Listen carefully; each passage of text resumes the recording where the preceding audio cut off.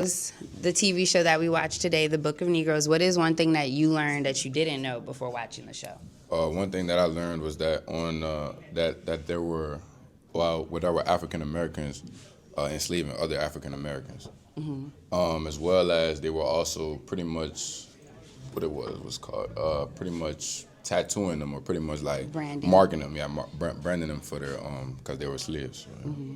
And what were the Africans before slavery started? How would you describe their livelihood? Africans were pretty much their own people. They did their regular things, pretty much like regular people today.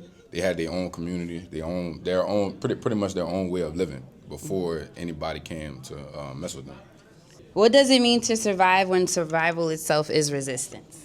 What it means to survive is pretty much to go through pain and strife, even though pretty much persevere through anything that you do. So pretty much grind, get it done, and pretty much just because you face a challenge doesn't mean that you can't get through it. So as long as you get through it and just keep pushing through, you'll be successful at the end. Okay. And last question, what similarities do you see from the show that we watched that are happening today in present time? Right now, what I'm seeing, it's a lot of people that feel as though like they're more than African Americans themselves. Like other races, they feel like they're bigger than African Americans themselves, and that's never the case. Because as we may know, African Americans are real smart people. They're real understanding people, and they have their own culture. And our culture influences everybody around the world. So, yeah. All right, that was great. Thank you. Awesome. So from the show that we watched today, The Book of Negroes, before watching it, what was your first impression of slavery and what was going on then? So before watching it, my first impression of slavery was that it was just a heinous act committed against black people only. But then after watching the show, The Book of Negroes, I learned that it was perpetrated against all different colors, all different ethnic groups from across the countries. Across the world. Across the world.